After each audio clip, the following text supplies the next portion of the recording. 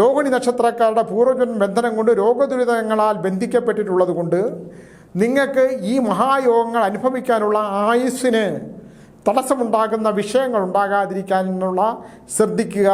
അച്ഛനോട് ഗതിയില്ലാതെ പറയുന്നു, അമ്മയ്ക്ക് വയ്യാന്ന് പറയുമ്പോൾ എനിക്ക് അമ്മ തന്നെ വേണമെന്നില്ല എന്നാ വെച്ചാൽ എൻ്റെ മകളായി ജനിച്ച നീയാണെങ്കിലും മതിയെന്ന് പറയുന്ന മൃഗം. നമസ്കാരം.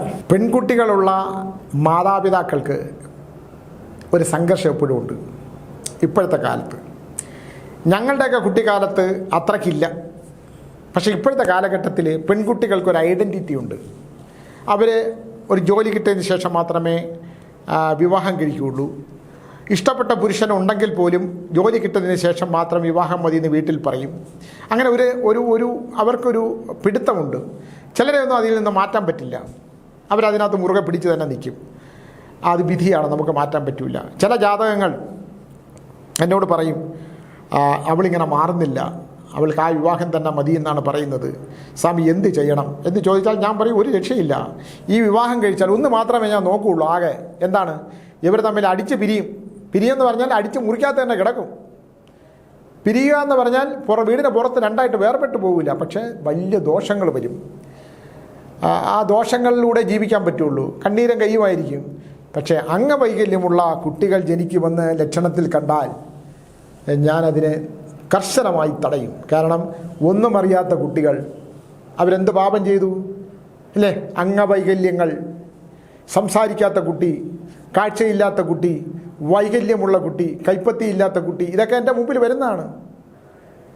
അപ്പോൾ എനിക്ക് വലിയ ദുഃഖം ഉണ്ടാകുന്ന ഒരു കാര്യമുണ്ട്. ഞാൻ എൻ്റെ നല്ലൊരു സുഹൃത്ത്, ഞാനൊരിക്കൽ കാന്തല്ലൂർ ആശ്രമത്തിൽ ഇരിക്കുമ്പോൾ, ഞാൻ പറഞ്ഞിട്ടുള്ളതാണോ എന്ന് എനിക്കറിഞ്ഞൂടാ, കാന്തല്ലൂർ ആശ്രമത്തിൽ ഇരിക്കുമ്പം അവിടെ PWD ജോലിയുള്ള ഒരു നല്ല സുഹൃത്ത്, അദ്ദേഹം ഒരു നല്ല സുഹൃത്താണ്, നല്ല മനുഷ്യനാണ്. അദ്ദേഹം ഭാര്യയും കൂടെ എന്നെ കാണാനായിട്ട് അവിടെ വന്നു. സന്താനങ്ങളില്ല എന്നുള്ളതാണ്. അപ്പം അവർ രണ്ടുപേരും നല്ല മനുഷ്യരാണ്. എനിക്ക് ചിലരോടുള്ള അറ്റാച്ച്മെൻറ്റ്, അവരെ ഒരിക്കലും കണ്ടില്ലെങ്കിൽ പോലും, പിന്നീട് കണ്ടില്ലെങ്കിൽ പോലും ഞാൻ അവരെ ഇങ്ങനെ ഓർക്കും. കാന്തല്ലൂർ ആശ്രമത്തിൽ ഞാനൊന്ന് ഒറ്റയ്ക്കാണ്. അപ്പോൾ ഇവർ വന്നപ്പോൾ ഞാൻ പറഞ്ഞു, സന്താനങ്ങൾ ജനിക്കും, നിങ്ങൾക്ക് ഒറ്റ സന്താനമേ പാടുള്ളൂ, രണ്ടാമതൊരു സന്താനം ജനിക്കരുത്. രണ്ടാമത്തെ സന്താനം നിങ്ങൾക്കൊരു ചെറിയ മനോദുഃഖം തരും, അതുകൊണ്ട് രണ്ടാമതൊരു സന്താനം ജനിക്കരുത് എന്ന് പറഞ്ഞു. അവർക്കൊരു കുഞ്ഞ് ജനിച്ചു. വളരെ സന്തോഷകരമായ ജീവിതം, നല്ല മനുഷ്യർ. അങ്ങനെ കുറേ കാലത്തിന് ശേഷം ഞാൻ തിരുവനന്തപുരം നഗരത്തിൽ വന്ന്, ഞാൻ ടീച്ചറെയൊക്കെ കല്യാണം കഴിച്ച് ചാലക്കുഴിയിൽ അന്ന് എനിക്കൊരു ഓഫീസുണ്ടായിരുന്നു. ഞാൻ വൈകുന്നേരങ്ങളിൽ കുറച്ച് നേരം പോയിരുന്ന ആൾക്കാരുടെ ഫലങ്ങളൊക്കെ പറയും. ഇപ്പോൾ മാടൻ തമ്പുരാൻ ക്ഷേത്രം ഉള്ളതുകൊണ്ട് പിന്നെ അവിടെ അമ്പലത്തിലാണല്ലോ, അമ്പലവും നന്നാവും. അവിടെ തരുന്ന 1000 രൂപ നമ്മൾ അവിടുത്തെ ബാധ്യതകൾ തീർക്കാനും അവിടെ അമ്പലം നന്നാക്കാനും വേണ്ടിയിട്ടുള്ളതാണ്. 1 രൂപ നാണയം ഞാനും എടുക്കും. അതിപ്പം കൊണ്ട് കുറച്ച് ദിവസം കൂടെ കൊണ്ട് അതിൻ്റെ ബാധ്യതകൾ തീർന്നു കഴിഞ്ഞാൽ പിന്നെ ബുദ്ധിമുട്ടില്ല എന്ന് വിചാരിച്ചപ്പോൾ 1000 രൂപ തന്നേ പറ്റുള്ളൂ. ഞാൻ മനസ്സിൽ ഉദ്ദേശിക്കുന്ന പോലെ ആ ക്ഷേത്രവും നന്നാക്കിയെടുക്കാൻ വേണ്ടിയിട്ടാണ്. എന്തായാലും കുറേ ദിവസങ്ങൾ ഞാൻ ഇവിടെ ഇരുന്നപ്പോൾ, ഈ ചാലക്കുഴിയിൽ ഇരുന്നപ്പോൾ, ഇവർ രണ്ടുപേരും, ഈ ഭാര്യയും ഭർത്താവും കൂടെ വീണ്ടും നിൽക്കണു. അപ്പോൾ ഒരു പടിക്കെട്ട് കയറി മുകളിലോട്ട് പോകണം. ഞാൻ വണ്ടി കൊണ്ടിട്ടിട്ട് നടന്നു വന്നപ്പോൾ ഇവരവിടെ നിൽക്കുന്നു. അപ്പോൾ ഈ ഭാര്യ വീണ്ടും ഗർഭിണിയാണ്. എൻ്റെ മനസ്സിലൊരു ഇടിവെട്ടും. കാരണം ചില കാര്യങ്ങൾ ഇപ്പം എനിക്ക് വളരെ വ്യക്തമാവും. അപ്പം ഞാൻ പറഞ്ഞു, അയ്യോ വീണ്ടും ഗർഭിണിയാണല്ലേ? ഗർഭിണിയാണെന്ന് പറയേണ്ട കാര്യമില്ല, കാരണം വയറ് കണ്ടാൽ അറിയാം. സ്വാമി, ഞാൻ ഒരു നിമിഷം ഇങ്ങനെ നോക്കി, അദ്ദേഹത്തിൻ്റെ മുഖത്തും നോക്കി. ഞാൻ വരുമെന്ന് പറഞ്ഞ് പടി കയറി മോളിൽ പോയിട്ട് ഞാൻ പറഞ്ഞു, അതിബുദ്ധിയുള്ള ഒരു കുട്ടി ജനിക്കും, അതീവ ബുദ്ധിമാനായിരിക്കും, ഭയങ്കര മിടുക്കനായിരിക്കും. പക്ഷേ ആ കുട്ടിക്ക് വളർച്ചയ്ക്കൊരു പ്രശ്നമുണ്ട് എന്ന് പറഞ്ഞു. അപ്പോൾ ഇങ്ങനെ എൻ്റെ മുഖത്ത് നോക്കി. ഞാൻ പറഞ്ഞു, നിങ്ങൾ ദുഃഖിക്കൊന്നും വേണ്ട, അതീവ ബുദ്ധിയുള്ള ഒരു മിടുക്കനായ ഒരു കുട്ടിയാണ് ഈ ഉദരത്തിലുള്ളത്. പക്ഷേ ആ കുട്ടിയുടെ വളർച്ചയെ സംബന്ധിച്ചൊരു വിഷയമുണ്ട് എന്ന് പറഞ്ഞു. എന്നാൽ ആ നല്ല മനുഷ്യൻ, അയാൾ നല്ല മനുഷ്യനാണ്, നമുക്കറിയാൻ പറ്റും. സ്വാമി ദൈവം തന്നതാണ്, എന്തായാലും ഞാൻ സ്വീകരിച്ചല്ലേ പോയി, അത് ഉണ്ടായിപ്പോയി, അതിനെ കളയാൻ പറ്റില്ല, ഞങ്ങൾ വളർത്തും എങ്ങനെയാണെങ്കിലും. അപ്പോൾ ഞാൻ പറഞ്ഞ ഒരു പരിഹാരം പറഞ്ഞു തരാം എന്ന് പറഞ്ഞ് ഞാൻ അദ്ദേഹത്തിൻ്റെ വീട്ടിൽ ഒരു പരിഹാരം ചെയ്തു കൊടുത്തു. അത് ഇതുമായിട്ട് ബന്ധമില്ല, ബാക്കിയുള്ള ദോഷങ്ങളെല്ലാം ഹരിക്കാനായിട്ട് പറഞ്ഞിട്ട് ഞാൻ ഒരു പരിഹാരക്രിയ, പ്രത്യങ്കരയാണെന്നാണ് എൻ്റെ ഓർമ്മ, അത് വേറെ കാര്യങ്ങൾക്കാണ് ചെയ്തത്. എന്തായാലും പ്രസവിച്ചു. അദ്ദേഹം എന്നെ കാണാൻ വന്നു.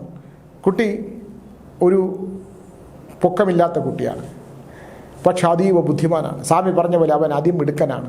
ഇത് ഞാൻ പറയാനുള്ളതിൻ്റെ കാരണം, ദൈവഹിതമനുസരിച്ച് ആണ് എല്ലാ കുഞ്ഞുങ്ങളും ജനിക്കുന്നത്. ഒരുത്തൻ മാതാപിതാക്കൾക്ക് ദുഃഖം തരണം എന്നുണ്ടെങ്കിൽ അവൻ ദുഃഖം തന്നിരിക്കും.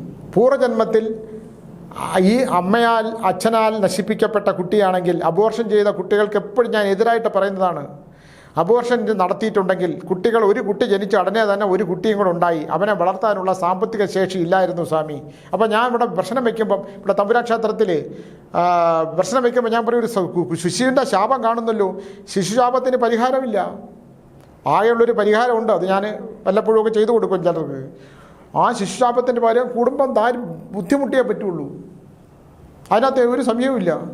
മനസ്സോ ശരീരം കർമ്മം ധനം ദാമ്പത്യം സാമ്പത്തികം, ഇത് അബോർഷൻ ഗർഭാശയത്തിൽ ജനിച്ച കുഞ്ഞിനെ നമ്മൾ ചീന്തിക്കളയുമ്പോൾ അത് അനുഭവിച്ചേ പറ്റൂ. അതിനുള്ള ഒരു പരിഹാരം ദർഭ എന്ന് പറയുന്നത് മഹാവിഷ്ണുവിൻ്റെ രോമകൂപങ്ങളും എള്ളെന്ന് പറയുന്ന വേർപ്പ് തുള്ളികളുമാണ്. അത് വെച്ചിട്ട് തന്ത്രശാസ്ത്രത്തിൽ ജനിക്കാൻ പോകുന്ന ശിശു സന്താനങ്ങളിൽ വീണ്ടും ജനിക്കുന്ന ഒരു കർമ്മമുണ്ട്. അത് മാന്ത്രികമായ കർമ്മമാണ്. അതെപ്പോഴൊന്നും ചെയ്യാൻ പറ്റില്ല. എന്തായാലും അത് അങ്ങനെയുള്ള ഒരു സംഭവമുണ്ട്. നമ്മൾ ഒരു ശിശുവിനെ നശിപ്പിക്കുമ്പോൾ നമുക്ക് ജീവിതത്തിലുണ്ടാകുന്ന എല്ലാ സൗഭാഗ്യങ്ങൾക്കും തടസ്സം വരും.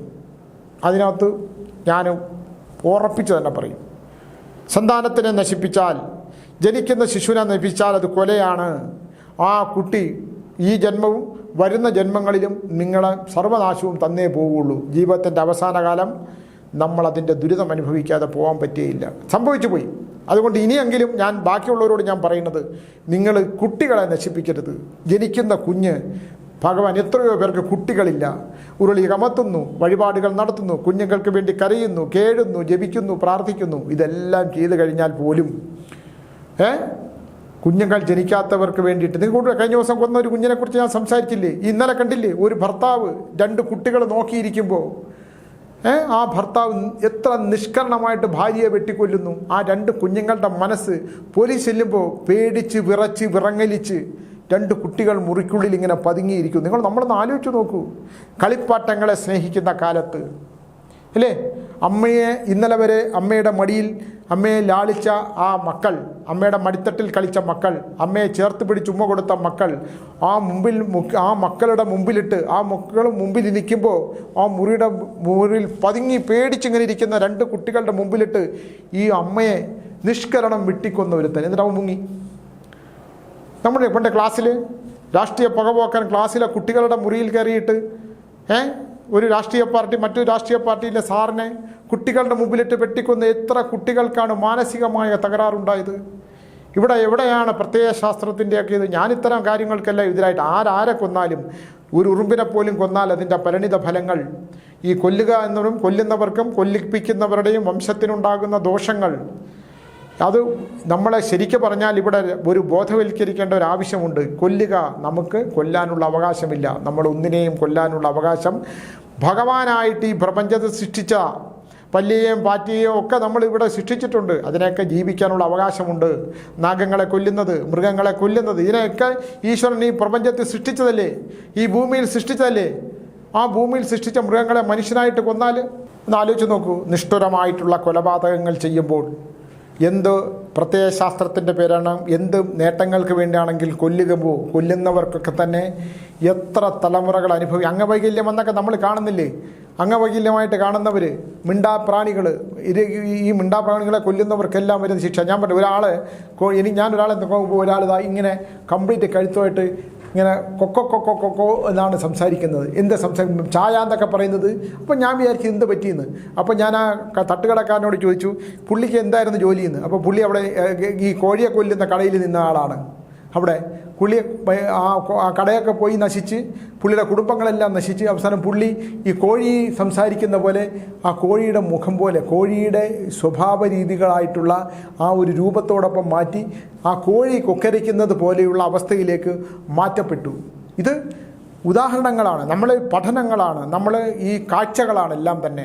ഒരു ദേവി ഉപാസകനെ സംബന്ധിച്ചിടത്തോളം അമ്പലത്തിൽ പോയി ദൈവത്തിന് മുമ്പിൽ ഇങ്ങനെ ചമ്പറം പടഞ്ഞിരിക്കുക മാത്രമല്ല, അവൻ കാണുന്ന കാഴ്ചകൾ, ഒരാൾ എന്തുകൊണ്ടാണ് ഇങ്ങനെ ആയിത്തീരുന്നത്, അയാളുടെ ഞാൻ അങ്ങനെ എന്താ ഇയാളുടെ പൂർവ്വജന്മത്തെക്കുറിച്ച് അന്വേഷിക്കും. എന്തുകൊണ്ടാണ് ഇദ്ദേഹം ഈ പൂർവ്വജന്മത്തിൽ ഇങ്ങനെ ആയിത്തീർന്നത്, പൂർവ്വജന്മത്തിൽ നിന്ന് ഇയാൾ എന്തുകൊണ്ടാണ് ഇങ്ങനെ ആയിത്തീർന്നത്. ഒരുപാട് പണം കൈപ്പറ്റുന്ന പണം ഈ പൂജാരികളുടെ പേരിൽ പണം തരും. ഇവിടെ വലിയൊരു ക്ഷേത്രമുണ്ട്, ആ ക്ഷേത്രത്തിലെ അവിടെ ഒരിക്കൽ ഞാൻ ഇപ്പം ഞാൻ അവിടെ പോകില്ല. ആ ക്ഷേത്രത്തിൽ എല്ലാവരും ഒരുപാട് പേര് ഓടിക്കതച്ചെത്തുന്ന ഒന്നിൻ്റെ മുകളിലെ ക്ഷേത്രമാണ്. അവിടെ പണം തരൂ, പണം തരൂ, പണം തന്നാൽ മാത്രമേ നിങ്ങൾക്ക് പുണ്യം കിട്ടൂ എന്ന് പറയുന്ന ഒരു പൂജാരി. അവിടെ ഹോട്ടലുകളൊക്കെ ഉണ്ട് അയാൾക്ക് സ്വന്തമായിട്ടൊക്കെ തന്നെ. ഇവരെല്ലാം ഒന്ന് ആലോചിച്ച് നോക്കൂ, പണം ഇദ്ദേഹത്തിന് കൊടുത്താൽ മാത്രമേ പുണ്യം കിട്ടൂ എന്ന് പറഞ്ഞ് പാത്രം നീട്ടി നിൽക്കുന്ന പൂജാരിമാരുടെ ലോകത്തോടാണ് നമ്മൾ സഞ്ചരിക്കുന്നത്. എന്താ ചോദിക്കും, സ്വാമി പൂജ ചെയ്യുമ്പോൾ പൈസ വാങ്ങിക്കില്ലെന്ന്. പിന്നെ പൂജ വയ്ക്കുമ്പം ഞാൻ എൻ്റെ കയ്യിൽ നിന്നും കുടുംബസ്വത്തൊന്നും ഇല്ല, കുടുംബസ്വത്ത് കൊണ്ടുവന്ന കടയിൽ നിന്ന് ചുമ്മാ ഒന്നും കിട്ടത്തില്ലല്ലോ.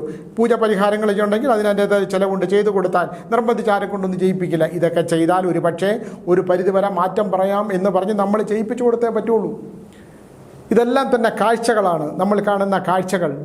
അതുകൊണ്ട് നമ്മൾ ഒരാളെ വഞ്ചിക്കാതിരിക്കുകയും ഒരു പ്രത്യേക നേട്ടങ്ങൾ പണമാണെല്ലാം എന്ന് വിചാരിക്കുന്ന മനുഷ്യർ ഒരുപാട് എൻ്റെ മുമ്പിൽ കൂടെ കടന്നു പോകും. ഞാൻ പണ്ട് ഈ ബിസിനസ് ചെയ്തിരുന്ന ഒരു കാലഘട്ടത്ത് ഈ കൈരളി ചാനലിൽ ജോലി ചെയ്തിരുന്ന ഒരാൾ, എന്നാൽ ഞാൻ പരസ്യ കമ്പനി ആയിരുന്നല്ലോ, ഒരാൾ അദ്ദേഹത്തിൻ്റെ അമ്മ ആത്മഹത്യ കണ്ട് ചെയ്തു. അപ്പോൾ എന്നെ കാണാൻ വന്നിട്ട് പറയും, ചേട്ടാ എനിക്ക് ഇന്ന ഒരു വലിയ ചാനലിലൊരു ജോലിയുണ്ട്, അപ്പോൾ ഒരു 8 കോടി രൂപയുടെ ബിസിനസ് തന്നാൽ എനിക്ക് അവിടെ ജോലി കിട്ടും, ഞാൻ അവിടെ എൻ്റെ ജോലി ഉറപ്പാകും എന്ന് പറഞ്ഞു. അപ്പോൾ ഞാൻ വിചാരിച്ചു അന്ന് 8 കോടി രൂപയുടെ ഒരു ബിസിനസ്സിന് ഒരു പേപ്പർ കൊടുക്കുന്നതിന് എനിക്ക് വലിയ ബുദ്ധിമുട്ടൊന്നുമില്ല. കാരണം അത്ര കോടിക്കണക്കിന് രൂപയുടെ ബിസിനസ് ചെയ്യുന്ന ഒരു കാലഘട്ടമാണ്. ഒരു പ്രശസ്തമായ ജ്വല്ലറിയുടെ ഉൾപ്പെടെയുള്ള ഒരുപാട് ക്ലയൻറ്റുകളുടെ പരസ്യം ചെയ്യുന്ന ഒരാളെന്നുള്ള നിലയിൽ എനിക്കതൊരു വലിയ ബുദ്ധിമുട്ടായിട്ട് തോന്നിയില്ല. ഞാൻ അപ്പോൾ തന്നെ മാനേജറെ വിളിച്ചിട്ട് ഒരു 8 കോടി രൂപയുടെ ബിസിനസ് സൈൻ ചെയ്ത് കൊടുത്തു.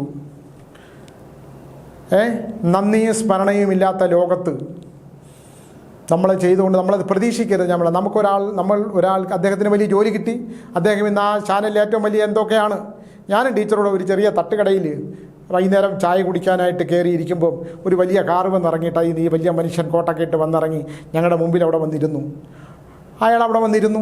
ഞാൻ കാരണം എത്രയോ വർഷങ്ങൾക്ക് മുമ്പ് ഒരു സ്വാമി ചേട്ടൻ ഒരു 8 കോടി രൂപയുടെ ബിസിനസ് തന്നാൽ എനിക്കവിടെ ജോലി ഉറപ്പാകുമെന്ന് പറഞ്ഞപ്പോൾ ഒന്നും ചിന്തിക്കാതെ അടുത്ത 10 മിനിറ്റിനകം ഒരു റിലീസ് ഓർഡർ ഒപ്പിട്ട് കൊടുത്ത എന്നെ ഈ കഴിഞ്ഞ 8-10 വർഷം ചിന്തിക്കാതിരുന്ന മനുഷ്യനെ ഞാൻ ശ്രദ്ധിക്കേണ്ട ആവശ്യമില്ലല്ലോ.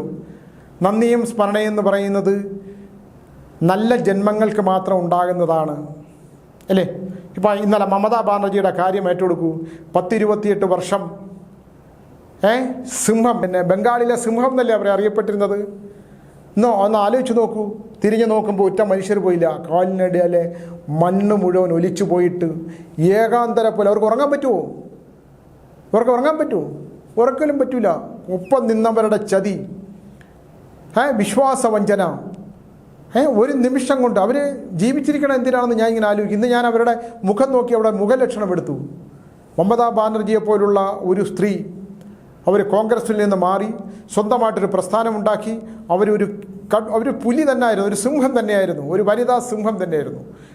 സിംഹത്തെ നമ്മൾ പുരുഷന്മാരെ പറയാറുള്ളൂ, പക്ഷേ അവരങ്ങനെ ജീവിച്ച ഒരു സ്ത്രീ തനിക്ക് കൂട്ടിക്കൊണ്ടുവന്ന താൻ ചേർത്ത് പിടിച്ചവർ മുഴുവൻ ശത്രുപാളയത്തിൽ നിൽക്കുന്ന കാണുമ്പോൾ ഒരു അവസ്ഥ ആലോചിച്ച് നോക്കൂ. അപ്പോൾ അവരുടെ പൂർവ്വജന്മം എടുത്ത് നോക്കുമ്പോൾ മാത്രമാണ് എന്തുകൊണ്ടാണ് ഒപ്പം നിന്നവർ, സ്നേഹിച്ചിരുന്നവർ, ചേർത്ത് പിടിച്ചവരൊക്കെ ശത്രുക്കളായിട്ട് മാറിയത്. വളരെ ദയനീയമാണ് മമതാ ബാനർജിയുടെ അവസ്ഥ. എല്ലാവരും പോയി. അങ്ങനെ രാഷ്ട്രീയ പ്രസ്ഥാനങ്ങളിൽ ഒന്നുമല്ലാതായി തീരുന്ന എല്ലാം എന്നും എല്ലാം ഞാനാണ്, എനിക്കപ്പുറത്തൊന്നുമില്ല, എനിക്ക് മുകളിലൊന്നുമില്ല, എനിക്ക് താഴോട്ടും ഒന്നുമില്ല എന്ന് വിചാരിക്കുന്ന ആളാണ് ഞാനെന്ന് പറയുന്ന ഒന്നുമില്ല എന്ന് നമ്മൾ തിരിച്ചറിയുന്നൊരു കാലം. അതിന് നമ്മളെ ശങ്കരാചാര്യരുടെ ഒരു കഥയുണ്ടറിയാലോ. ശങ്കരാചാര്യർ ഈ ദേവീ ദർശനവും കിട്ടി, ഞാൻ പറഞ്ഞിട്ടുള്ളതാണ്, എന്നാൽ ഒന്നുകൂടെ ഒന്ന് ഓർമ്മിപ്പിക്കുകയാണ്. ഇപ്പോഴത്തെ സാഹചര്യത്തിൽ ദേവീ ദർശനവും കിട്ടിയിട്ട് ഇങ്ങനെ ഇറങ്ങി വരുവാണ്. മൂകാംബിക പോലുള്ള ഒരു വലിയ പ്രദേശത്ത് നിന്ന് ദേവീ ദർശനം കിട്ടിയിട്ട് ഇങ്ങനെ വനത്തിൽ കൂടെ ഇങ്ങനെ ഇറങ്ങി വരുമ്പോൾ അഹങ്കാരം, ഞാൻ പൂർണ്ണനായി, ഞാൻ എല്ലാമായി തീർന്നു എന്ന ശങ്കരാചാര്യർ എന്ന ഞാനാണ് ഞാൻ, എനിക്കപ്പുറത്തേക്ക് പ്രപഞ്ചത്തിലൊരു ശക്തിയുമില്ല, പ്രപഞ്ചത്തിനപ്പുറത്തൊരു ശക്തിയുമില്ല, സർവ്വവിജ്ഞാനം സർവ്വപീഠം കയറിയിട്ട് ഞാൻ വരുവാണ്, സർവ്വപീഠത്തിലിരിക്കാൻ ഏറ്റവും അനുയോജ്യനായ ആൾ ഞാൻ തന്നെയാണെന്ന് വിചാരിച്ച് ശങ്കരാചാര്യ ഇങ്ങനെ വരുവാണ്. വരുമ്പോൾ എന്താണ്, ഒരു പാലം, ഒരു മരത്തടി കൊണ്ടുള്ളൊരു പാലം കിടക്കുകയാണ്. ആ പാലത്തിനപ്പുറത്ത് ഒരു ചണ്ടാളൻ കുറേ നായ്ക്കളുമായിട്ട് നിൽക്കുന്നു, ഭൈരവന്മാരുമായിട്ട്. ഇദ്ദേഹം മഹാബ്രാഹ്മണ ശ്രേഷ്ഠനായിട്ടുള്ള ഈ ശങ്കരാചാര്യർ സർവജ്ഞ വീണം കയറിയിട്ട് നേരെ വന്ന് ഇങ്ങനെ നിൽക്കുമ്പോൾ തൻ്റെ മുമ്പിൽ, അന്നത്തെ കാലഘട്ടമാണോ, എത്ര കാലഘട്ടം മുമ്പ്, എത്രയോ അടി ദൂരെ മാറി നിൽക്കണം. മന്ത്രങ്ങൾ ജപിക്കുന്നത് കേട്ടാൽ ചെവിയിൽ ഒഴുക്കുന്ന കാലം ഒന്ന് ആലോചിച്ച് നോക്കൂ. ബ്രാഹ്മണൻ മന്ത്രം ജപിക്കുന്നത് കേട്ടാൽ അവൻ്റെ ചെവിയിൽ ഈയമൊഴുക്കി ഒന്ന് കേട്ടുപോയി. അതുകൊണ്ട് നിൻ്റെ ചെവിയിൽ ഈയമൊഴുക്കി നിൻ്റെ കേൾവി ഇല്ലാതാക്കുന്ന ഒരു കാലഘട്ടത്തിന് എത്രയോ മുമ്പ്. ഞാൻ വ്യക്തിപരമായിട്ട് എനിക്ക് ഒരുപാട് എതിർപ്പുകളുണ്ട് ഇത്തരം കാര്യങ്ങൾക്കകത്ത്. ഏത് കാര്യങ്ങൾക്കകത്ത്? ആർക്കും കേൾക്കാം, ആർക്കും ജപിക്കാം, ആർക്കും എന്തും ചെയ്യാം. ഇത് ഒരാൾക്കും പതിച്ചു കൊടുത്തിട്ടില്ല. എൻ്റെ കാന്തല്ലൂരിലെ എൻ്റെ പ്രത്യങ്കര വിഗ്രഹത്തിൽ ആർക്കും ചേർത്ത് പിടിക്കാം, നാവിൽ തൊടാം, കയ്യിൽ തൊടാം, കാലിൽ തൊടാം, ഒന്നും സംഭവിക്കില്ല. അവിടുത്തെ പ്രത്യങ്കര, അവിടുത്തെ ഇപ്പോൾ ഞാൻ കഴിഞ്ഞ ദിവസം ചെന്നപ്പോൾ അവിടുത്തെ എൻ്റെ പിന്നെ വലിയ ശിവലിംഗം ഞാൻ പുറത്താണ് വെച്ചേക്കുന്നത്. ഒരു കുടം വെള്ളം മുമ്പിൽ കൂടെ കൊണ്ടുപോകാൻ പോകില്ല, അത് ആടി തെറിച്ചു പോകും. പ്രത്യങ്കരയുടെ മുമ്പിൽ പറ്റില്ല, ചെറിയ ഗണപതിയുടെ മുമ്പിൽ പോലും പറ്റില്ല, വാർത്താളി ക്ഷേത്രത്തിന് മുമ്പിൽ പറ്റില്ല. കാരണം അവിടുത്തെ ഊർജ്ജം അങ്ങനെയാണ്. അതിൻ്റെ മുമ്പിൽ ആ ശിവലിംഗത്തിൻ്റെ അടുത്ത് ഒരു പേരാല് കിളിച്ച് വന്നേക്കുന്നു, 3ആയിട്ട്. അവിടെ പേരാലില്ല. എൻ്റെ പ്രത്യങ്കര ദേവിയുടെ പുറകിൽ നിങ്ങൾ വന്നാൽ കാണാം, അവിടെ ഒരു പിന്നെ പാലമരം കിളിച്ചു വരുന്നു, ഒരു പാല ആ കുന്നിൻ്റെ മുകളിൽ. അപ്പോൾ ഇതൊക്കെ ദൈവിക സാന്നിധ്യമുള്ള സ്ഥലങ്ങളിൽ ഇതെല്ലാം സംഭവിക്കും അല്ലേ? ഇതെല്ലാം സംഭവിക്കും. ഇപ്പോൾ വർഷത്തിലൊരിക്കൽ തുറക്കുന്ന നട ഇപ്പോൾ തുറക്കുവാണ്. പിന്നെ ജൂൺ 21 തുറക്കും. തുറന്ന് 4-5 ദിവസം അവിടെ തുറന്നിട്ടുണ്ടാകും. വരുന്നവർക്ക് അവിടെ വരാം. ഇവിടുന്ന് തിരുവനന്തപുരത്താണെങ്കിൽ ബസ്സുണ്ട്. കാന്തല്ലൂർ വന്നാൽ അവിടെ സ്വാമിയുടെ ആശ്രമം ചോദിച്ചാൽ പറഞ്ഞു തരും. 4 ദിവസം അവിടെ ദേവിയുടെ ദർശനമുണ്ട്. ചിലവൊന്നുമില്ല, പൂജകളൊന്നുമില്ല. വന്ന് കാണാം, ദേവിയെ ദർശിക്കാം, നമ്മുടെ ദുഃഖങ്ങൾ പറയാം. വഴിപാടുകളൊന്നുമില്ല. പൂജ നടത്തണമെങ്കിൽ, പൂജകളൊക്കെ ഉണ്ടെങ്കിൽ ഒരു വഴിപാട് നടത്തണമെങ്കിൽ ഒന്ന് വിളക്ക് എത്തിച്ച് പൂജിച്ച് തരും. പ്രത്യേക സാമ്പത്തികമായിട്ടുള്ള ഇടപാടുകളൊന്നും അവിടെ ഇല്ല. ഒരു ദക്ഷിണ പോലും അവിടെ ഇടേണ്ട ആവശ്യമില്ല. അവിടെ വരാം. വർഷത്തിലൊരിക്കലേ തുറക്കാറുള്ളൂ. ശത്രുതാ സംഹാര ദേവിയാണ് പ്രത്യങ്കര ദേവി. നമ്മുടെ സൗത്ത് ഇന്ത്യയിലെ ഏറ്റവും വലിയ വിഗ്രഹ പ്രതിഷ്ഠയാണ്. അതിൽ തൊട്ട് കളിച്ചവർക്കെല്ലാം കിട്ടിയിട്ടുണ്ട് പണി. അപ്പോൾ എന്ത് പറ്റിയെന്ന് പറഞ്ഞാൽ ഈ ശങ്കരാചാര്യർ കാണി, എടാ ചണ്ടാല, നീ എൻ്റെ മുമ്പിൽ, ഞാൻ ആരാണെന്ന് വിചാരിച്ചു, ഞാൻ ശങ്കരാചാര്യരാണ്, നീ എൻ്റെ മുമ്പിൽ വന്ന് ഇങ്ങനെ നിൽക്കുന്നു, ഞാൻ ആരാണെന്ന് മനസ്സിലായില്ലേ, നീ അങ്ങോട്ട് മാറി നിൽക്കൂ, നീ നായ്ക്കളെയും കൊണ്ട് എൻ്റെ മുമ്പിൽ വന്ന് നിൽക്കുവാണോ എന്ന് പറയുമ്പോൾ ആ ചണ്ടാളൻ ആ ശങ്കരാചാര്യരോട് പറയുന്നൊരു കാര്യമുണ്ട്. എന്നിലും ഒരുപോലെ കുടികൊള്ളുന്ന ആത്മപ്രാണനാണോ മാറേണ്ടത്, അല്ലെങ്കിൽ ഈ നശിച്ചു പോകുന്ന ഈ ശരീരമാണോ മാറേണ്ടത്? ഈ ശരീരം എന്താണ്? നശിച്ചു പോകുന്നത്. ആ നശിച്ചു പോകുന്ന എന്നിലും കൊള്ളുന്ന പ്രാണനാണോ, ആത്മപ്രാണനാണോ മാറേണ്ടത്, അതോ ഈ ശരീരമാണോ മാറേണ്ടതെന്നുള്ള ആ ചോദ്യത്തിൻ്റെ മുമ്പിൽ സർവജ്ഞ വീണം കയറി വന്ന ഈ ശങ്കരാചാര്യർ പകച്ചുപോയി. എന്തൊരു അർത്ഥവത്തായിട്ടുള്ള ആ ചോദ്യമാണ്. ആ ചോദ്യത്തിന് ഉത്തരം പറയാൻ കഴിയാതെ അദ്ദേഹത്തെ മനസ്സിലായി, സാക്ഷാൽ മഹാദേവനാണ് മുമ്പിൽ. അദ്ദേഹം ഓടിപ്പോയി സാഷ്ടാംഗ പ്രണാമം ചെയ്തിട്ട് ഞാനെന്നുള്ളതെടുത്ത് കളയുവാണ് മനസ്സിൽ നിന്ന്. ഞാനൊന്നുമില്ല. നമ്മൾ പോലും നമ്മളെന്ന് പറഞ്ഞ് ശീലിക്കണം. ഞാനെന്ന് നമ്മൾ ശീലിച്ചാൽ നമ്മളിലുണ്ടാകുന്ന അഹം, എന്ത് ഞാൻ, മുകളിലേക്ക് പോകുന്ന ശ്വാസം താഴേക്ക് വന്നാൽ ഞാൻ ഉണ്ടോ? ഒരെല്ലാം ഉറപ്പുണ്ടോ? അടുത്ത നിമിഷം നാളെ സുനിൽ പരമേശ്വരൻ കാന്തൽ സ്വാമി ഇവിടെ വന്നിരുന്ന് ഇങ്ങനെ പറഞ്ഞുകൊണ്ടിരിക്കുന്നത് വല്ല കാര്യമൊന്നും പറയുന്നത് വല്ല ഉറപ്പുണ്ടോ? അതിനുറപ്പുമില്ല. നമ്മളങ്ങനെ ഉണ്ടാകുമെന്ന് ഉറപ്പിക്കണതല്ല ബദ്ധം. ഈ നിമിഷം നീ ഇവിടെ ഉണ്ട്, നിനക്ക് എൻ്റെ ഫലങ്ങൾ പറയാൻ പറ്റുന്നുണ്ട് അല്ലേ? നീ ആൾക്കാരുടെ മുമ്പിൽ വരുന്ന ആൾക്കാരുടെ പ്രശ്നങ്ങൾ DNA പ്രിയപ്പെട്ട പ്രേക്ഷകരോട് പറയുന്നുണ്ട്. അല്ലാതെ എനിക്ക് മരണമില്ല, ഞാനാണ് സർവജ്ഞ വീണ്, ഞാനാണ് സർവ്വതും, എനിക്ക് ശേഷം പ്രളയമാണ് എന്ന് നമ്മൾ വിചാരിച്ചാൽ ഏത് നിമിഷമാണ് സുഹൃത്തെ, ഏത് നിമിത്തമാണ് സുഹൃത്തെ നമ്മൾ ഈ ഭൂമിയിൽ നിന്ന് പോകുന്നത്? ഒന്നും നാളത്തേക്ക് നീ സ്വപ്നം കാണണ്ട. നിൻ്റെ എല്ലാ സ്വപ്നങ്ങളും നീ ഈ നിമിഷം സാക്ഷാത്കരിക്കപ്പെടുത്താൻ നോക്കൂ. നാളേക്കുള്ള സ്വപ്നങ്ങൾ കണ്ടുകൊണ്ട് ആ സാക്ഷാത്കാരത്തിന് വേണ്ടി നീ കർമ്മങ്ങൾ ചെയ്താൽ അത് പൂർത്തീകരിക്കാൻ ചിലപ്പോൾ നിനക്ക് അടുത്ത ജന്മത്തിലേ പറ്റുള്ളൂ. അതുകൊണ്ട് നിനക്കാവുന്ന കർമ്മങ്ങൾ, നിനക്കാവുന്നത് മാത്രം, നിനക്ക് ചിന്താധാരയിൽ വരുന്ന, നിനക്ക് എത്രയും പെട്ടെന്ന് നിനക്ക് സാക്ഷാത്കരിക്കാൻ പറ്റുന്ന ഈശ്വര കൃപയാൽ എനിക്കത് സാധ്യമാകണേ ദേവി, എനിക്കത് സാധ്യമാകണേ, എന്നെക്കൊണ്ടതിന് കഴിയണേ. ഈശ്വരൻ്റെ ഒരംശം, ഈശ്വരനീയമായ അനുഗ്രഹത്തോടു കൂടി എനിക്കത് അനുഭവിക്കാൻ കഴിയണേ. എനിക്ക് ഈശ്വര സാക്ഷാത്കാരത്തോടു കൂടി എൻ്റെ ഗുരുവിൻ്റെ ഒരു ഗുരു വേണമല്ലോ. മാതാപിതാ ഗുരു ദൈവം. മാതാവും പിതാവും കഴിഞ്ഞാൽ ഗുരു കഴിഞ്ഞിട്ടേ ദൈവമുള്ളൂ. അല്ലാതെ ഈ മാതാവിനെയും പിതാവിനെയും ഗുരുവിനെയും കളഞ്ഞിട്ട് നേരെ ദൈവത്തിനടുത്ത് പോയാൽ ദൈവം മുമ്പിൽ നിൽക്കുന്നവനെ ഏറ്റവും പുറകിലോട്ട് മാറ്റി നിർത്തും. നീ ഏറ്റവും പുറകിൽ പോയി നിൽക്കാൻ പറയും. എന്നിട്ട് ഇവരെല്ലാം കണ്ടു കഴിഞ്ഞതിന് ശേഷം മാത്രമേ അടുത്തേക്ക് ചെല്ലുമ്പോൾ ഭഗവാൻ കണ്ണടച്ച് കളയും. കാരണം മാതാവിനെയും പിതാവിനെയും ഗുരുവിനെയും കാണാത്ത ഒരാളുടെ ദർശനം എനിക്ക് കാണണ്ട. നീ എന്നെ കണ്ടോളൂ, പക്ഷേ എനിക്ക് നിന്നെ കാണണ്ട. കാരണം നിൻ്റെ ഉള്ളെന്താണെന്ന് ഞാൻ അറിഞ്ഞിട്ടുണ്ട്. എൻ്റെ ഉള്ള് നിനക്കറിയണമെങ്കിൽ നീ ആദ്യം നിന്നെ സൃഷ്ടിച്ച, നിനക്ക് ബോധമുണ്ടാക്കിയ, നിന്നെ ഈ പ്രപഞ്ചത്തിൽ അതിമനോഹരമായ ഭൂമിയിൽ സൃഷ്ടിച്ച, ഈ പ്രപഞ്ചത്തിൽ നിന്നെ വളർത്തിയ, നിന്നെ മുലയൂട്ടി വളർത്തിയ, നീ തളർന്നു വീഴുമ്പോൾ നിന്നെ ചേർത്ത് പിടിച്ച, നിന്നെ മകനെ എന്ന് വിളിച്ച മാതാപിതാക്കളെ, മക്കളെ എന്ന് വിളിച്ച മാതാപിതാക്കളെ നീ വിസ്മരിച്ചിട്ടുണ്ടെങ്കിൽ, നിനക്ക് വിദ്യ പകർന്നു തന്ന എൻ്റെ ഗുരുവിനെ നീ തല്ലിയിട്ടുണ്ടെങ്കിൽ, അല്ല ഈ അടുത്ത കാലത്ത് ഒരു വലിയ രാഷ്ട്രീയ നേതാവ് ഗുരുവിനെ തല്ലിയതായിട്ട് അറിഞ്ഞു. ഒന്ന് ആലോചിച്ച് നോക്കൂ. അവനൊക്കെ 7 ജന്മം ജനിച്ച ഗതി പിടിക്കൂ ഗുരുവിനെ. ഞാനത് കുറേ നേരം അയാളുടെ മുഖത്ത്, വലിയ വിദ്യാർത്ഥി നേതാവാണ്, പഠിപ്പിച്ച ഗുരുവിനെ തല്ലിയ അവരുടെ വാക്ക് ഞാൻ ഇങ്ങനെ കേട്ടു.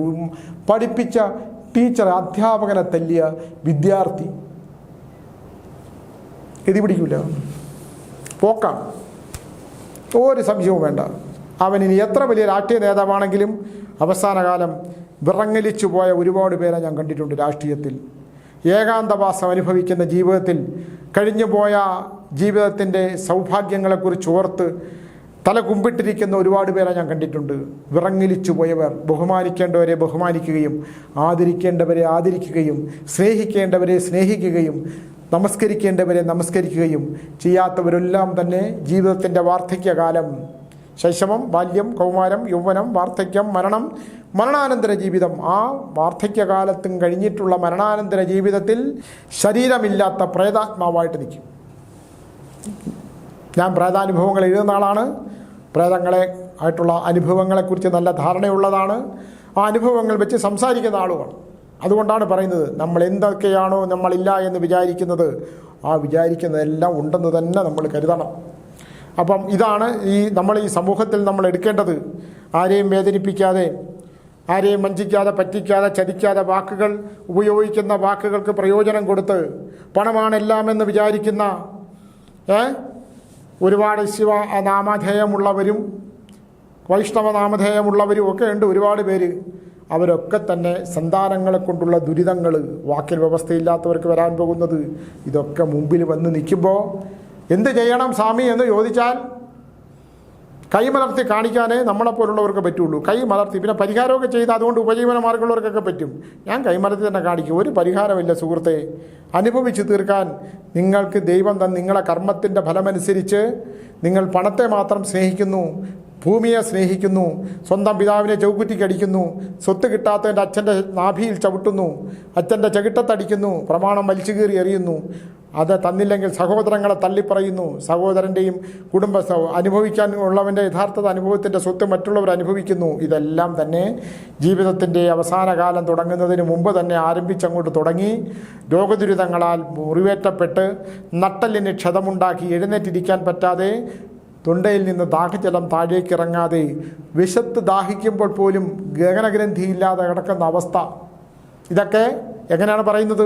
നമ്മുടെ മുമ്പിൽ വന്ന് നിൽക്കുന്ന, എൻ്റെ മുമ്പിൽ വന്ന് നിൽക്കുന്ന, ഞാൻ ഫലങ്ങൾ പറയുന്ന പരിഹാരമില്ലാത്ത മനുഷ്യരുടെ ദയനീയമായ അവസ്ഥ. സ്വത്തും പണത്തിനും വേണ്ടി അന്യോന്യം കലപില കൂടുന്ന സുഹൃത്തുക്കൾ, അനുകൂടുന്ന സഹോദരങ്ങൾ, അച്ഛനമ്മമാരെ പീഡിപ്പിക്കുന്ന മക്കൾ, അച്ഛൻ്റെ സ്വത്ത് അമ്മയുടെ സ്വത്തിൻ്റെ പേരിൽ പരസ്പരം കലഹിക്കുന്ന, കോടതി വ്യവഹാരങ്ങളിൽപ്പെട്ട് കോടതികൾ വരാന്തകളിൽ കയറി നിന്ന് സ്വത്ത് പിടിച്ച് പറിച്ച് ചെയ്യുമ്പോൾ മക്കൾ വളർന്നു നിന്ന് ചകുറ്റിക്കടിച്ചിട്ട് എനിക്ക് കുറഞ്ഞുപോയി എന്ന് പറയുമ്പോൾ നിർജീവമായി മരവിച്ച് നിൽക്കുന്ന മാതാപിതാക്കൾ, ഇതെല്ലാം ഞാൻ കണ്ടുകൊണ്ടിരിക്കുന്നതാണ്. മുറിപ്പാലത്തടി മാടൻ തമ്പുരാൻ ക്ഷേത്രത്തിൽ 1 മുതൽ 40-45 പേരുടെ ഫലം ഓരോ ദിവസവും പറയുന്ന ആളാണ്. നിങ്ങൾ അവിടെ വന്ന് വെറുതെ നിന്നാൽ, പുറത്ത് നിന്നാൽ കേൾക്കാം ഞാൻ ചോദിക്കുന്ന ചോദ്യങ്ങൾക്ക് ഉത്തരമില്ലാതെ കണ്ണീർ ധാരയായി ഒഴുകുന്നത്, പൊട്ടിക്കരയുന്നത് കേൾക്കാം. ചെയ്തു പോയി. പരിഹാരമെന്ത്? പരിഹാരങ്ങളില്ല എന്ന് പറയുന്നത് സത്യമുണ്ട്. ഭർത്താവിനെ പീഡിപ്പിക്കുന്ന ഭാര്യമാരും, ഭാര്യയെ പീഡിപ്പിക്കുന്ന ഭർത്താക്കന്മാരും, ഭാര്യയ്ക്ക് രോഗാവസ്ഥയാകുമ്പോൾ പരസ്ത്രീകളെ അന്വേഷിച്ചു പോകുന്ന കരുത്തന്മാരായ ഭർത്താക്കന്മാരും. ഈ അടുത്ത കാലത്ത് ഒരാൾ, അവർക്ക് ആരോഗ്യ പ്രശ്നമുണ്ട്, അവർക്ക് വലിയ ആസ്മാറ്റിക്കാണ്, ഭയങ്കര ആസ്മയാണ്, അവർക്ക് സംസാരിക്കുമ്പോൾ തന്നെ ആസ്മയാണ്. എന്നെ സ്വാമി എന്ന് വിളിച്ചിട്ട് കുറേ നേരം അനക്കമില്ല. അപ്പം ഈ കിതപ്പിൻ്റെ ശബ്ദം കേട്ടപ്പോൾ ഞാൻ ചോദിച്ചു ഇതെന്താണ് എന്ന് ചോദിച്ചു. കുറേ കഴിഞ്ഞപ്പം ആസ്മയാണ് സ്വാമി. ഞാൻ പറഞ്ഞു ശരി, അമ്മ എവിടെയാണ്? ഇതാ ഇന്ന സ്ഥലമാണ്. ഞാൻ പറഞ്ഞു ഒരു കാര്യം ചെയ്യൂ, ആരുണ്ട് കൂടെ വരാൻ? അവിടെ വന്നു എന്നെ കാണാൻ. ആ അമ്മ അവിടെ വന്നു. അവർക്ക് ഇരിക്കാൻ വയ്യ, അവർ കിതയ്ക്കുകയാണ്. ആ ഒരു മകളുണ്ട് കൂടെ കല്യാണം കഴിച്ച്, അവരെ കല്യാണം കഴിച്ചിട്ട് ഭർത്താവ് ഉപേക്ഷിച്ച് പോയി. അവർക്കൊരു മകനുണ്ട്, ആ കുട്ടിക്ക് ഓട്ടിസമാണ്. ഒന്ന് ആലോചിച്ച് നോക്കി, എന്തൊരു വിധിയാണ്. അവർക്കൊരു ഭർത്താവുണ്ട്, വാർദ്ധക്യമായിട്ടും കരുത്തുള്ള ചെറുപ്പക്കാരി, ആസ്മയായിട്ടുള്ള ഈ അമ്മയെ ശാരീരിക ബന്ധത്തിന് നിർബന്ധിക്കുന്ന ഭർത്താവ്.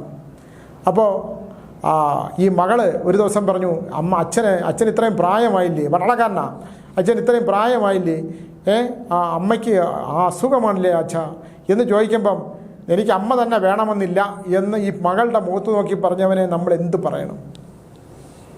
എന്ത് പറയണം? ഞാൻ കുറേ നേരം ഇങ്ങനെ മിണ്ടാതിരുന്നു. നമ്മളെന്ത് പറയും? ഞാൻ കേൾക്കുന്ന കാഴ്ചയാണ്. സ്വന്തം മകളെ മുഖത്ത് നോക്കി, വാർദ്ധക്യം ബാധിച്ചതല്ല, ആസ്മാറ്റിക്കായിട്ടുള്ള അമ്മയ്ക്ക്, കിതച്ചുകൊണ്ടിരിക്കുന്ന അമ്മയ്ക്ക്, ആരോഗ്യപരമായിട്ടുള്ള അമ്മയ്ക്ക്, എഴുന്നേറ്റ് നിൽക്കാത്ത അമ്മയുടെ അടുത്ത് രാത്രി കാമം തീർക്കാൻ പോകുന്ന അച്ഛനെക്കുറിച്ച് ദുഃഖത്തോട് പറയുന്ന മകൾ അച്ഛനോട് ഗതിയില്ലാതെ പറയുന്നു, അമ്മയ്ക്ക് വയ്യാന്ന് പറയുമ്പോൾ എനിക്ക് അമ്മ തന്നെ വേണമെന്നില്ല, എന്നാ വെച്ചാൽ എൻ്റെ മകളായി ജനിച്ച നീയാണെങ്കിലും മതിയെന്ന് പറയുന്ന മൃഗം എന്ന് പറഞ്ഞാൽ നമ്മൾ മോശമാവും ഇല്ലേ? നമ്മളിതെല്ലാം കണ്ടേ പറ്റൂ. എന്താണ് അതിനർത്ഥം? കലിയുഗത്തിൽ നമ്മളിതെല്ലാം അനുഭവിച്ചേ പറ്റൂ. എന്തുകൊണ്ട് ഞാനിത് പറയുന്നു? എനിക്ക് ചുറ്റും വന്ന് നിറയുന്ന വാർത്തകൾ ഞാനിത് പറഞ്ഞേ പറ്റൂ. നിങ്ങളറിയണം, നമ്മളറിയണം, എൻ്റെ DNA പ്രേക്ഷകർ അറിയണം ഇതൊക്കെ ഇവിടെ നടക്കുന്നുണ്ടെന്ന്. അപ്പോൾ രോഹിണി നക്ഷത്രത്തെക്കുറിച്ച് പറഞ്ഞു കഴിഞ്ഞാൽ, രോഹിണി നക്ഷത്രത്തിന് മഹായോഗമാണ്. തൊട്ടതെല്ലാം പൊന്നാക്കും, കുതിച്ചുയരും എന്നാണ് കഴിഞ്ഞ ദിവസം ഇപ്പോൾ ഞാൻ കണ്ട ഒരു ജ്യോതിഷ പണ്ഡിതൻ ഈ ആടിക്ക് തകർത്ത്, നിങ്ങൾക്ക് ഇതുവരെയുള്ളതൊന്നുമല്ല ജീവിതം, നിങ്ങൾക്ക് ജീവിതം വരാൻ പോകുന്നതേ ഉള്ളൂ, അതിഭീകരമായ ഒരു യോഗം നിങ്ങൾക്ക് തുടങ്ങിക്കഴിഞ്ഞു. ഇനിയിപ്പോൾ കർക്കിടക രാശിയിൽ വ്യാഴം സഞ്ചരിക്കുമ്പം നിങ്ങളെ തൊടാൻ പറ്റില്ല. പക്ഷേ ഞാൻ മാത്രം ഒരു കാര്യം പറയാം, ഒറ്റൊരു കാര്യം. മനസ്സ്, ശരീരം, കർമ്മം. മനസ്സുകൊണ്ട് ചെയ്യുന്ന കർമ്മം, ആ കർമ്മത്തിന് ഉപയോഗിക്കുന്ന ശരീരം, ഇത് മൂന്നും നിങ്ങളുടെ പൂർവ്വജന്മ ബന്ധനത്തിലാണ്. ഈ പൂർവ്വജന്മ ബന്ധനത്തിൽ രോഹിണി നക്ഷത്രക്കാരുടെ പൂർവ്വജന്മ ബന്ധനം കൊണ്ട് രോഗദുരിതങ്ങളാൽ ബന്ധിക്കപ്പെട്ടിട്ടുള്ളത് കൊണ്ട് നിങ്ങൾക്ക് ഈ മഹായോഗങ്ങൾ അനുഭവിക്കാനുള്ള ആയുസ്സിന് തടസ്സമുണ്ടാകുന്ന വിഷയങ്ങൾ ഉണ്ടാകാതിരിക്കാനുള്ള ശ്രദ്ധിക്കുക. നിങ്ങളുടെ ആരോഗ്യപരമായിട്ടുള്ള കാര്യങ്ങൾ, നിങ്ങൾക്ക് നട്ടലിന് ക്ഷതമുണ്ടാക്കാനായിട്ടുള്ള വിഷയങ്ങൾ, നിങ്ങളുടെ വാഹന സംബന്ധമായിട്ടുള്ള വിഷയങ്ങൾ, നിങ്ങളുടെ മനസ്സ്, ശരീരം, കർമ്മം, ഈ മൂന്ന് കാര്യം ഞാൻ പറയുന്നുള്ളൂ. രോഹിണി നക്ഷത്രക്ക് മഹാരാജയോഗം തുടങ്ങിക്കഴിഞ്ഞു. പക്ഷേ വളരെ ശ്രദ്ധിച്ചില്ലെങ്കിൽ ഈ രാജയോഗ കാലത്ത് തന്നെ മരണതുല്യമായ അവസ്ഥ ഉണ്ടാകും എന്നുള്ളത് കൊണ്ട് വളരെ ശ്രദ്ധിക്കേണ്ട ഒരു കാലഘട്ടമാണ്. പൂർവ്വജന്മത്തിൽ മൃത്യുതുല്യമായ ചില കാര്യങ്ങൾ സംഭവിച്ച കാലഘട്ടത്തിലൂടെയാണ് ഈ കർക്കിടകം കടന്നു പോകുന്നത്, ഈ കർക്കിടകത്തിലെ വേടം കടന്നു പോകുന്നത്. ഒന്ന് ശ്രദ്ധിച്ചാൽ വളരെ നല്ലതായിരിക്കും. വീണ്ടും ഒരു നക്ഷത്രമായിട്ട് വീണ്ടും വരുന്നതുവരെ നന്ദി, നമസ്കാരം.